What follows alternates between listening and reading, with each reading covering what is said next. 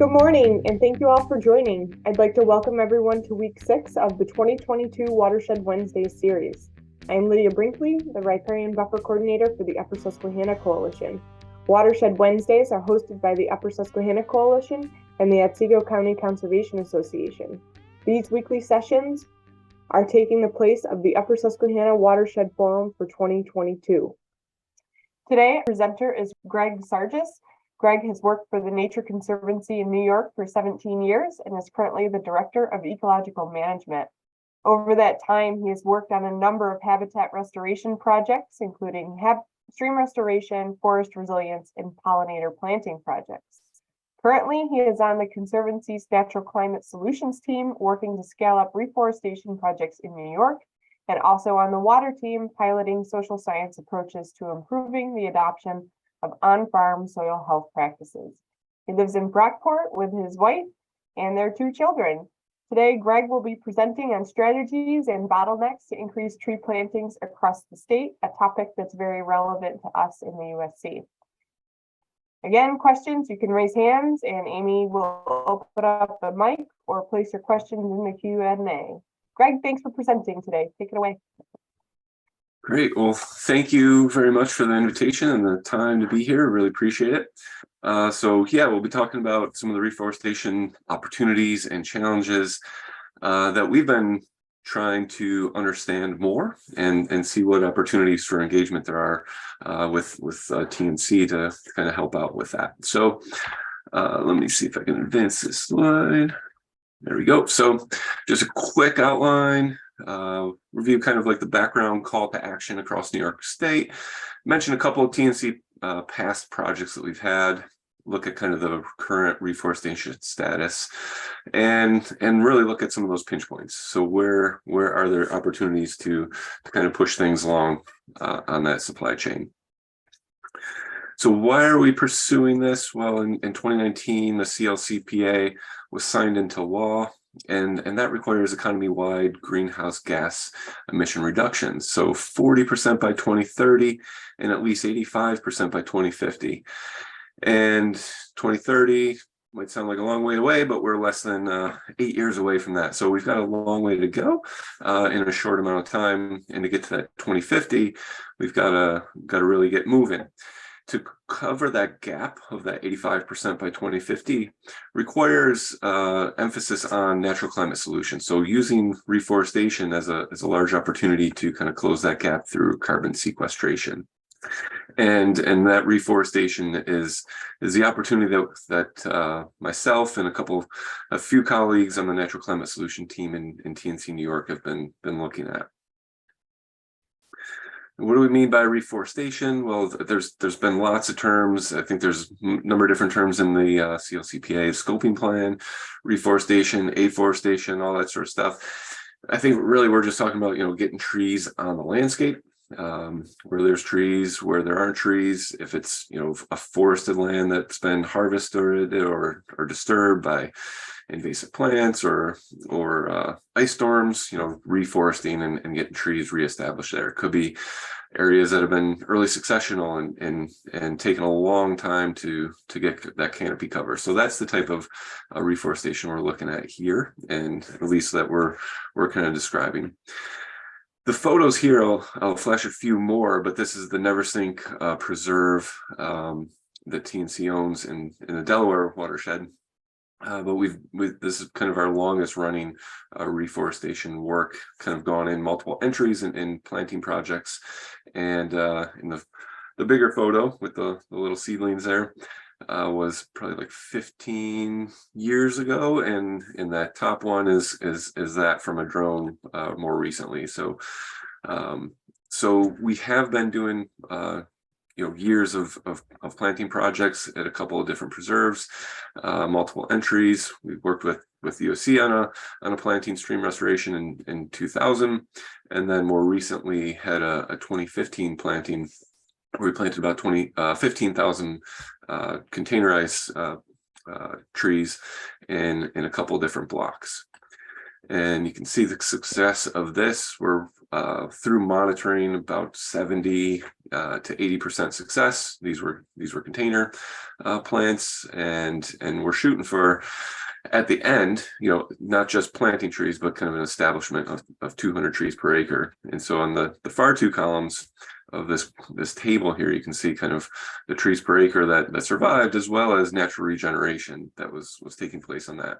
This included fencing, large deer fencing, and so it roughly equated to about $20 a tree, including the fencing, the planting, and the tree itself. We also have done some forest restoration work.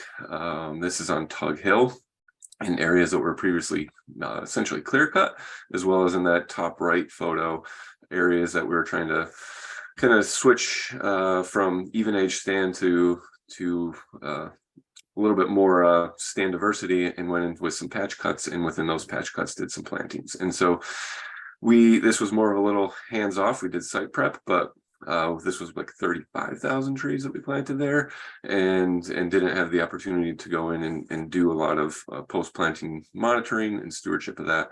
So success was a little bit less, but you can see in the bottom photo that this planting was 2018, I believe 2019, somewhere in there, and things are, even without any inputs, we're getting above that herb layer.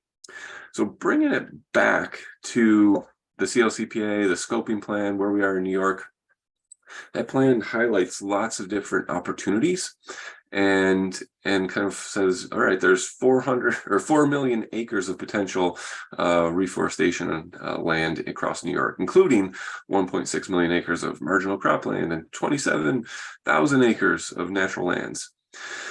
So that's what the plan highlights, and says that this is open for business, I guess, in terms of reforestation. Currently, looking at some of the numbers across New York, like we're at 2,000 acres, I think, in New York. And so to bridge that gap of where we need to get to, and where we currently are, as well as what that opportunity is, there's a lot of questions within there. So how do we get up to the acreage that we need, as well as are those opportunities that have been highlighted in these plans actually really available? So we worked internally here. TNC and Cornell did a quick GIS project here, looking at what the reforestation opportunity on former ag lands. So this was not marginal lands that are in operation. This is things out of production. And so shrublands, things that are too steep, extremely poor soils. And through that assessment, determined at a county scale where there's good opportunities across counties, as well as what's available in terms of just that total. And so it corresponds to that 1.6 that was in the scoping plan, but we came up with about 1.7 million acres of land that is out of ag production that could fit that bill. The other aspect here is the tree. So that was the land, what's the opportunity for land, but so we also want to put the trees on the ground. And so to be able to meet these state goals, there's kind of three here. So at the far left is the base goal of 0.4 million acre goal, all the way up to 1.7 million acre goal. That's the ideal to get to that level. Now, where we are currently in terms of seedling productions, and this is so at the 4 million at the base goal, we're planting about 6 million trees per year to achieve that. At the 1.7 million acre goal, we're looking at 27 million trees per year. So roughly where we are now is here. So I think it's like 53 million trees across the Northeast. And so there's multiple states, multiple initiatives. New York has its own, and the whole Northeast, many planting projects and ideas on how to scale up reforestation. And so clearly we need to over double the current production of where we are to meet those goals. And now, can we do that?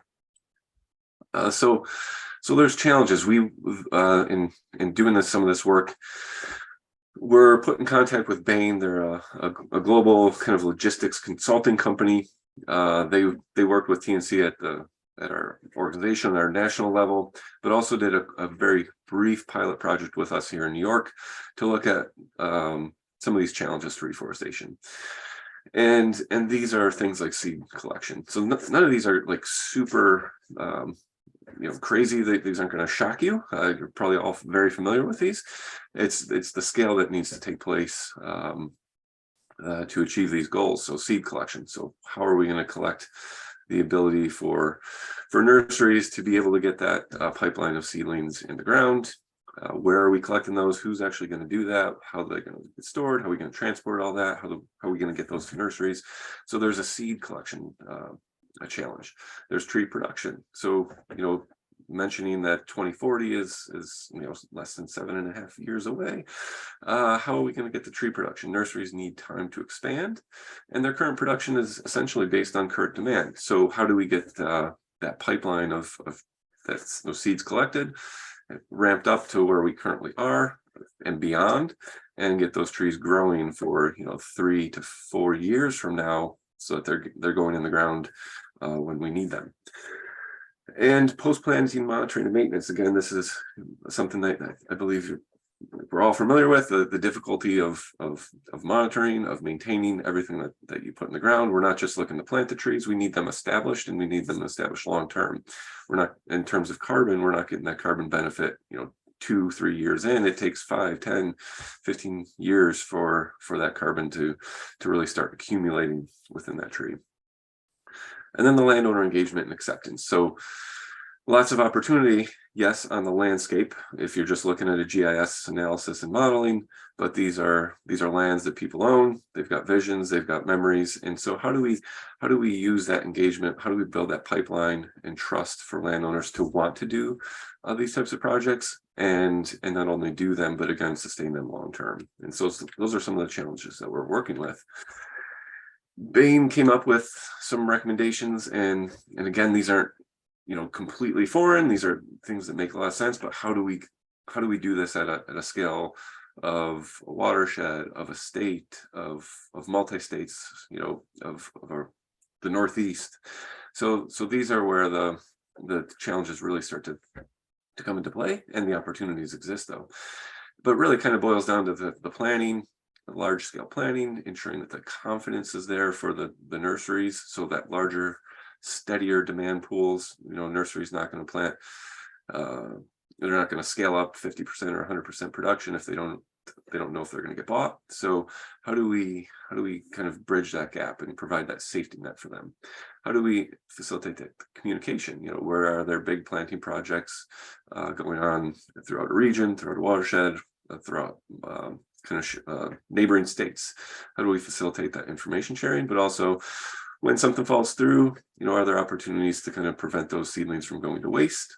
And then using social science to more rapidly and equitably improve those landowner engagement strategies. So those are some of the opportunities that we can really look to scale up this work and move quicker, and hopefully, and more sustainably, but also kind of get that impact that we want in terms of carbon, in terms of water quality, and biodiversity.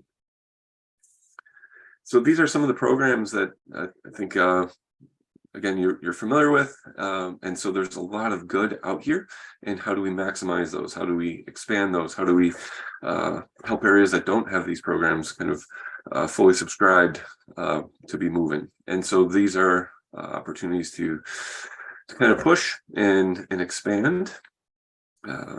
And then on the social opportunity side here, landowners must be willing to reforest their land. New York is very heavily privately owned, but there's different values that people have with their land. So it might be wildlife, it might be the stewardship, it might be handing down to their heirs. And so how do we use and meet landowners where they are currently, give them that vision for these types of projects to engage with, and also, as mentioned, look to that long-term aspect. Where are our landowners today, and kind of how do we build that trust and pipeline with organizations that are currently out there, but use what we know in terms of landowner engagement and strategies. So we've been learning from others. and that's ultimately what we've been doing these last few months is hearing what people are doing. Are there opportunities to scale? Are there opportunities for engagement? Where can TNC, if we were to help out here, where would be a good spot for us to kind of touch down? But there's other work across the US. So this is in Oregon, the Private Lands Forest Network. So looking at seed collection, seed storage, and having that communication across the state for doing that work and helping that seed sourcing aspect. Bureau of Land Management has been pursuing and scoping out advanced purchases. So again, kind of using that funding to purchase trees. We don't need them today, we need them 3 years from now. And so the nursery can start growing them and know that as they grow them, they're not going to get burned in 3 years from now and not have anyone to plant them or take them off their hands. But there is that safety net that they're willing to do that, and someone will take them off their hands, and in 3-4 years time, when those trees are ready to go actually into the ground. And then workforce development. So there's a number of different initiatives across the US on looking at how to get more people familiar with this, trained in nursery, seedling collection, and then post-planting monitoring and maintenance. And so are there opportunities for expansion and building from those learnings and programs? And it's roughly, I believe, the last slide here. So we've been, as I mentioned, learning where we could help out, provide some value. We've been, as I mentioned, in that one map of New York State, refining that reforestation opportunity analysis. So looking at the landscape, what is available without putting as one kind of layer and filter. So what's available from a land cover, land use perspective, but then there's other layers on that social aspect, that landowner engagement, and just logistical opportunities. So there's refining those analyses as well. Been working with Cornell on the stakeholder analysis. So where are landowners currently? What do they value? What resonates with them? What are their motivators? And how do we kind of build that into engagement strategies for the long term?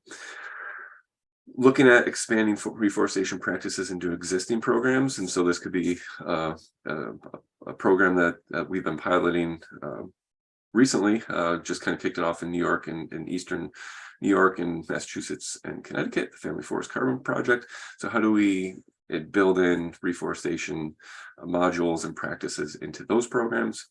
And we've been talking a lot with Lydia and exploring opportunities for some partnerships and collaborations in the Upper Susquehanna. So those are some of the areas that we think that we've been learning and that we think we can help to provide some value and expansion into this work.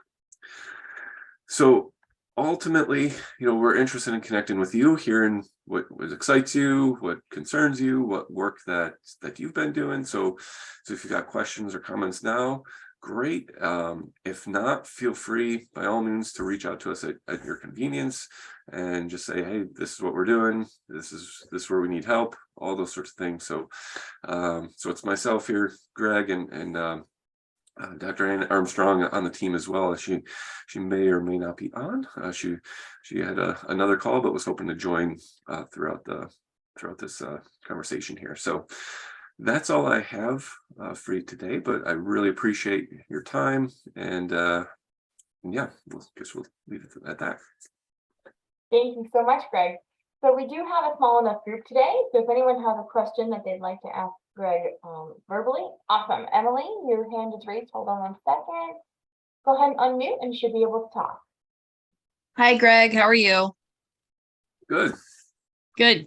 Just making sure you can hear me. Yep. My name's Emily Marino. I'm the executive director of the Friends of the Chemung River Watershed. So we're a little adjacent to the Upper Susquehanna, and they've been great partners with what we're trying to do. I just had a quick question. You were talking about social sciences in engaging with landowners. Can you elaborate upon that a little bit? I'm just curious. Yeah. So if Cornell, I believe, did a survey of landowners. If Ann is on, she can describe this better. But a survey of landowners as far as kind of what resonates with them in terms of opportunities, what do they value about their land? What are their opportunities? What programs do they value? And moving that forward. So that was at least in the St. Lawrence, Lewis County, kind of Oswego, and then one other geography. And so it's part of it is looking at that data, looking at that information, and how to build that in. And Armstrong, who's on our team, is a social scientist. So kind of like, you know, how do we use those drivers and that information and that kind of thinking that is new, at least for us in PNC, on where people are at, where they're coming from, and to build that trust. So I don't know if that specific did a well enough job. Yeah. That answered my question. I have a background in social sciences, so I was just curious when I heard you say that. I'm like, oh, that's fascinating. But I can see what you're talking about there. I actually had a follow-up question if I've got another second. Yeah, if you want to do it quickly, and then we've got one other person, and Anne, I have opened up your microphone so you can jump in at any time. Okay. Thanks, Amy. Yep. So my last question is, Greg, and this is for Greg as well. Greg, do you have any experiences with doing plantings along rivers and streams where there could be some pushback from flood control? Not myself, no. Our work has been on the Neversink, where we've owned that and we restored that. We did some berm breaks with USC, I think, came down and helped with some of that. We've done some realigning of stream networks in Honeoye watershed and plantings, but no, not directly for me on that. Okay, thank you. And did you want to follow up on the social science aspect there? Thanks for the chance to chime in. Greg, you did a great job. And I would just add that the analysis that we're doing with Cornell University is hoping to identify what the key indicators of a landowner that might be willing to grow mature forest on their property would be. So we could think about the many things that Greg mentioned, be it attitudes. It can be something like their intentions for intergenerational transfer that could shape a willingness to reforest, but also things like property size and current land cover. So I'm working with Rich Stedman at Cornell University, and we're trying to drill down on what some of those drivers for reforestation willingness might be. And we're working with a really great data set that stretches across the southern tier of New York and up into the St. Lawrence River Valley, hoping to be able to buttress some of the estimates that the state has put forth on reforestation opportunity on the land, and to help paint a perhaps more realistic picture of what reforestation opportunity might be in the minds of private landowners. Emily, it's great to hear social science is in the mix on your end. I hope we get to chat more sometime. Absolutely. Thank you. Awesome. All right. EMC flood event speaker, you should be set, and you can unmute and ask your question. Great. Sorry, it's Darby Kiley Darby. from Tompkins County. I had an event last night. I forgot to change my name. Yeah, sorry. So I mean, this is kind of a personal, but land use question from where I live. We're in the Cuga Lake watershed, but actually adjacent to a lot of Nature Conservancy property. But I think there's an interesting balance, and I could talk to, I know, Rich Stedman at Cornell, but I think about, we just have like 11 acres, but we get an ag exemption. And also I think about, because we sell the hay on our property, and then I think about it for grassland bird habitat. So I think there's going to be an interesting balance of reforestation and yeah, trying to balance like bird habitats and then just what are the values that people are losing. We don't get a huge ag exemption, but we just do it because we see this hay come and go. But I think about a lot of my neighbors own 10, 20, 40 acres of land that, like, yeah, this could absolutely be reforested. So those are some thoughts I had while listening to this. And yeah, the the Malloryville bog and that Nature Conservancy property is what I spend a lot of my time wandering through. Thanks. Yeah, that's great. That's an important point. So that's like the opportunities that are there are not complete. So there's more to it, so there's a lot of people looking at these lands, we're not making any more land. And so lots of people want to use them in different ways. And so just because it's 1.7 million acres doesn't mean that is available for trees. So how is it being used? How are farmers using it? How did they vision it into the future? It might not be in production, but maybe it's something that someone's keeping in their back pocket for something. You mentioned biodiversity, so that's an important consideration, obviously, here as well as solar and energy development. So all those kind of aspects and potential uses are kind of the trade-offs. And so how do we balance all that? And so it's really important consideration and something that we are trying to kind of build into this and keep at the forefront of this conversation. All right. Awesome. Thank you, Greg. Are there any other questions? We want to give everyone a chance. We still have a few moments. So if you have any other questions, feel free to raise your hand or pop them into the Q&A section. I have just one maybe final question. You had a slide previously about the number of plants that were being grown in New York. Can you go back to that slide, or maybe the number, like, was it 50 million trees being produced a year? And is that just New York State, or? Was it this one? Yeah. Yeah, this one came from Bain did we worked with them for a few weeks, basically, so very, very quick. And they looked at nursery production. They removed ornamentals, but they looked at nursery production in New York as well as the Northeast as the sources that they could get within that short amount of time. And I think in terms of that, it was like New York was like 500,000 seedling production per year, somewhere in that 580, I believe, so 580,000. And then across the Northeast, and again, in terms of kind of nursery tree production, not ornamentals and things along those lines, they estimated about 58 million across the Northeast. So that was including Maryland, and I believe Michigan was in there as well, Canada as well. So 58 million, and that's basically kind of that number, that line that you're seeing there. Okay, I'd be curious to see where those plants are going, how they end up in the ground. I mean, just our small part of the watershed here, we can put in maybe 50,000 a year, and that's like a lot of people and a lot of effort. And I just would love to know, these 58 million, where's that going, and who's getting it in, and how? Mm-hmm. Yep. Yeah, I'd be happy to send that slide or make it more palatable and shareable of just kind of the state totals. Thank you.